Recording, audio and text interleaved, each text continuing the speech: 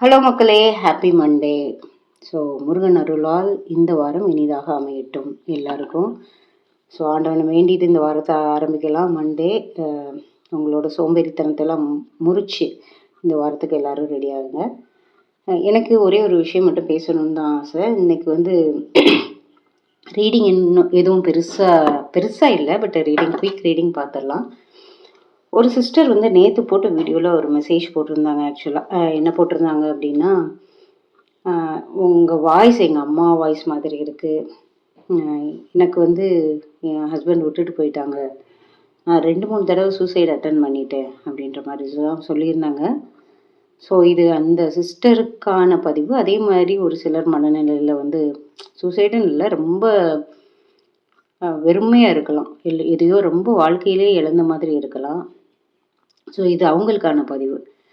வாழ்க்கைன்றது ஒரு பகுதி, நீங்கள் பார்க்குற ஒரு பகுதி மட்டுமே இல்லைங்க. ஏன்னா நீங்கள் உங்களுக்குள்ள செல்ஃப் ஃபோக்கஸ்டாக, செல்ஃப் லவ், செல்ஃப் ரெஸ்பெக்ட்னு உங்களை நீங்கள் எடுத்துகிட்டு போகும்போது வாழ்க்கை ரொம்ப அழகாக மாறும் ஆக்சுவலாக.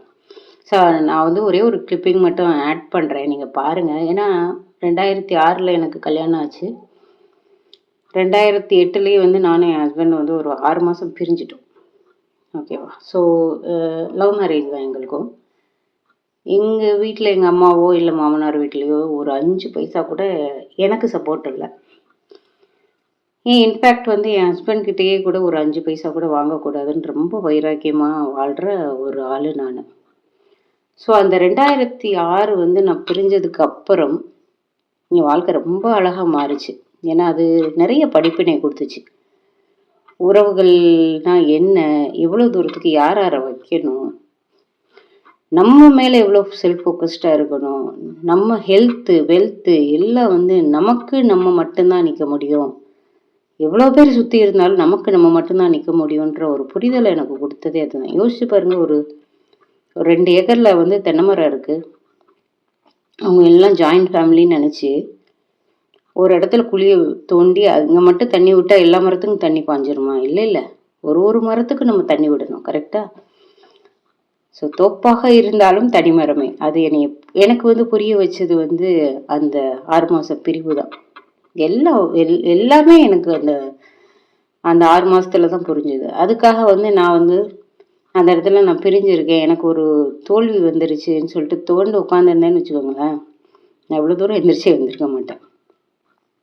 ஓகே, நான் ஒரு கிளிப்பிங்கை ஆட் பண்ணிவிட்டு நான் பேசுகிறேன் உங்களுக்கு. 2006 0ல் ஆரம்பித்த என்னோடய வாழ்க்கை இப்போது ஒரு 20,000 சம்பளம் வாங்கிட்டு இருந்தேன் அந்த டைமில். ஸோ இன்றைக்கி தேதியில் 5 பைசா யாருக்கிட்டையும் கடன் வாங்காமல், 5 பைசா லோன் போடாமல், மெயினாக ஒரு கெரியர்லேயும் ஒரு மிடில் மேனேஜ்மெண்ட் லீடராக உட்காந்துருக்கேன் அப்படின்னா எனக்கு எவ்வளோ செட்பேக் வந்திருக்கும். அதை நினச்சி நான் அப்படியே உட்காந்துட்டு இருந்தேன்னா எனக்கு சரியாக இருந்திருக்குமா? யோசிச்சு பாருங்கள், கொஞ்சம் யோசிச்சு பாருங்கள். ஸோ ஒரு இடத்துல நமக்கு தோல்வி வந்தது அப்படின்னா நம்ம அடுத்த பக்கம், வாழ்க்கையோட அடுத்த பக்கத்தை பார்க்காமையே விட்டுறோம். ஓகேவா? ஸோ அது இல்லை வாழ்க்கை. எல்லாமே அந்த ஏக்கத்தை நீங்கள் தூக்கி போட்டீங்க அப்படின்னாலே எல்லாமே உங்களை தேடி வரும். இப்போ பாருங்களேன், இவன் கூட எனக்கு ஒரு மேனிஃபெஸ்டேஷனால தான் வந்தது. எனக்கு ரொம்ப ஆசை இந்த மாதிரி வாங்குறதுக்கு. ஒரு 10 நாள் தான் இந்த மாதிரி ஒன்று வாங்கணும்னு நினச்சேன். ரொம்ப டெஸ்பரேட்டாக இல்லை, வாங்கணும்னு நினச்சேன். ஒரு 3 தடவை மேனிஃபெஸ்டேஷன் பண்ணேன். 10 நாளில் என் கையில் வந்தான். இதுதாங்க மிராக்கிள். ஓகேவா? ஒரு விஷயம் நம்ம தோண்டு போயிடுறோம். இப்போ கெரியரில் தோண்டு போயிடுறோன்னா மற்ற விஷயத்த பார்க்க மறந்துடுறோம். ரிலேஷன்ஷிப்பில் நம்ம தோண்டு போயிடுறோன்னா மற்ற விஷயத்த பார்க்க மறந்துடுறோம். அது இல்லைங்க வாழ்க்கை. ஸோ ஒரு விஷயத்தில் கொஞ்சம் ஏற்ற இறக்கங்கள் எல்லா இடத்துலையுமே இருக்கும். ஆனால் அது மட்டுமே நீங்கள் வாழ்க்கைன்னு நீங்கள் நம்பி உங்களோட சந்தோஷத்தை இழந்துக்கிட்டு இருக்கீங்கன்னு தான் சொல்கிறேன்.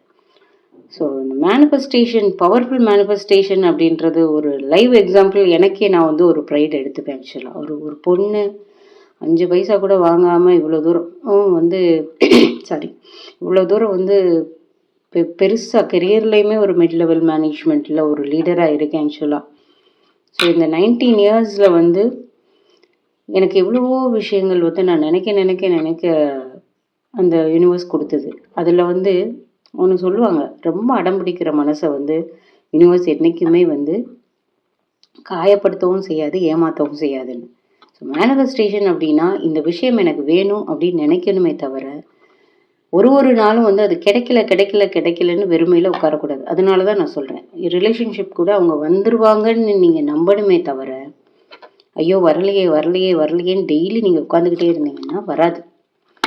ஸோ அதை தான் நான் ரொம்ப நாளாக சொல்லிக்கிட்டு இருக்கேன். அதாவது அந்த டெஸ்பரேட் எனர்ஜியை மட்டும் விட்டுருங்க. இது எனக்கு வேணும் மட்டும்தான் நீங்கள் நினைக்க முடியுமே தவிர, அதை என்னைக்கு எப்போ எப்படி நடத்தி கொடுக்கணும் அப்படின்றது God's plan. It is a divine plan. At divine டைமிங்கில் கிடைக்கும்னு சொல்லிட்டு அதை மறந்துட்டு உங்களோட செல்ஃப் ஃபோக்கஸ்டாக பார்த்து லைட்டை வந்து போச்சு, கரண்ட் போயிடுச்சுன்னு நினைக்கிறேன். உங்கள் மேலே ஃபோக்கஸை திருப்பி நீங்கள் உங்களோட வாழ்க்கையை வாழ ஆரம்பிச்சிங்கன்னா அதர் ஏரியாஸ் வந்து உங்களை வந்து எல்லாத்தையும் மறக்கடிச்சு நீங்கள் ரொம்ப சந்தோஷமாக வாழ்வீங்க உண்மையிலே. ஸோ கார்டு, ஸோ யூனிவர்ஸ் அதை தான் சொல்லுது, நீ எதையுமே யோசிக்காத, உன் கூட நான் இருக்கேன் பாருங்கள், கை வானத்துலேருந்து வருது. ஸோ நம்பிக்கை இழந்த எல்லா வியூவர்ஸ்க்கும் நான் சொல்கிறேன், நமக்கு பிஹைண்ட் த ஸ்க்ரீன் யூனிவர்ஸ் வந்து நமக்கு கண்ணுக்கு தெரியாத வேலைகள் நிறைய பண்ணிக்கிட்டே இருக்குது.